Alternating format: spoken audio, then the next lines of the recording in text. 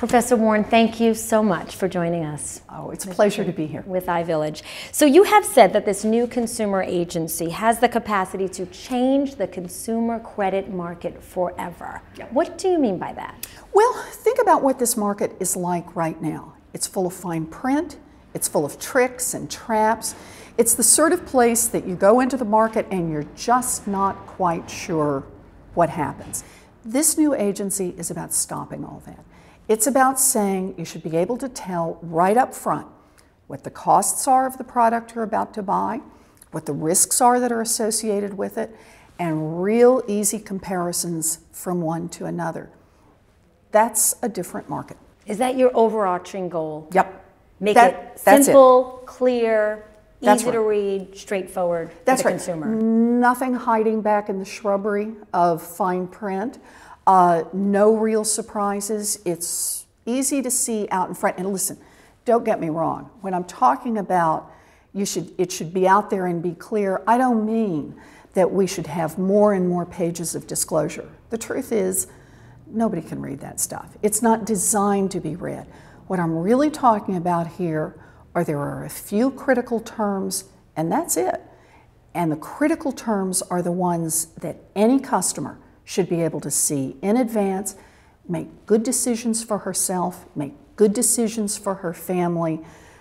That makes us safer, family by family, and ultimately in the whole economy. And now that Republicans will be controlling the House in January, some are promising greater scrutiny of your agency. Can your agency survive in that new climate? Well, let's face it, this is going to be tough.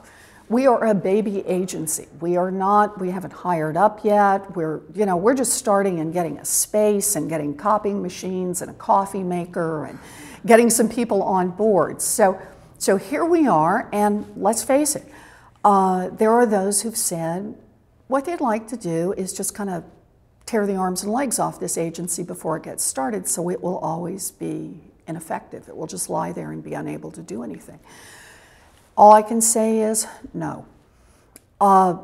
We didn't get this agency because there was some interest group that lobbied for it, some heavy money behind it. We got it because it mattered to millions of American families.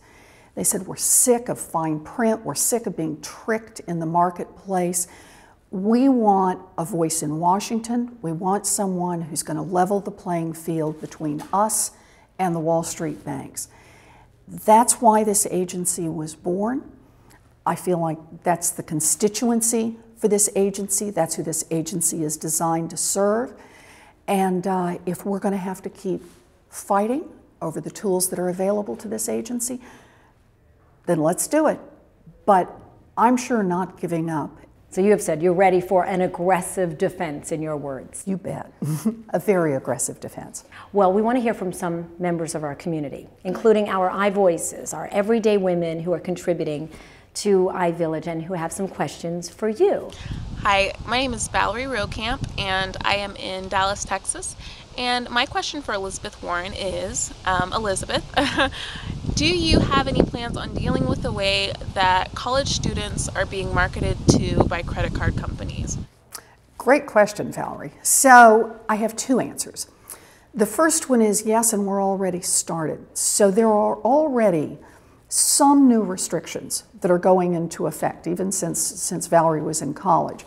But the second point I want to make is her point about college students is exactly right, but it's true for all of us. There's too much fine print for all of us. There's too much fine print for college students. There's too much fine print for young marrieds. There's too much fine print for older Americans.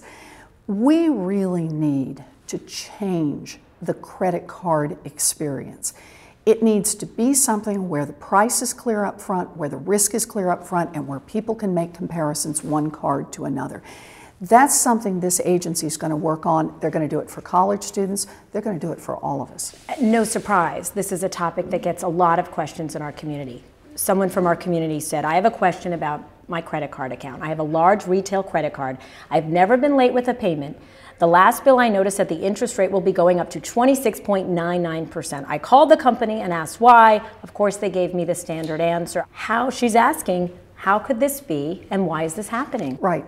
And the answer is, how it could be is that we have basically permitted a Wild West to exist in the area of all consumer credit, quite frankly, and credit cards have really been the leaders in the let's figure out another way to pretend up front that we're going to sell credit at a low price. And then, through rate increases, through additional fees, through extra tricks and traps, find a way on the back end to increase the cost of this product dramatically. And unfortunately, it means for families like this, it happens after someone's already committed, after they've already got a balance on the credit card and they're not able to pay it off in full. So that's part of the reason this agency was created.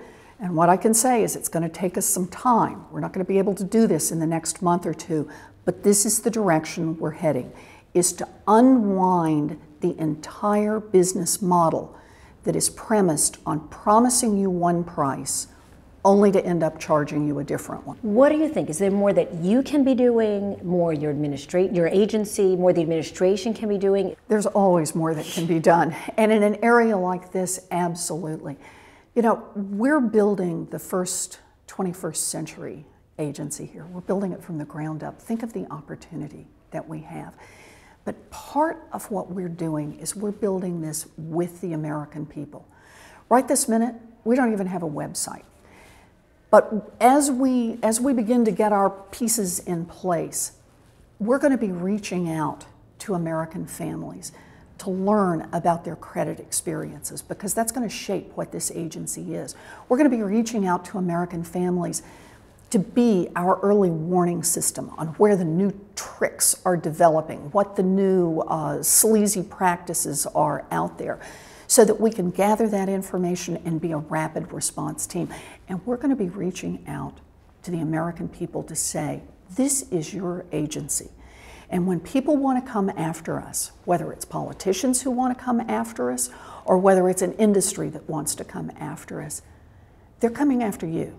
We belong to you, and so you've got to stay active in that fight. And we're going to build this agency in every way possible to encourage, to invite, to ask for the help of the American people.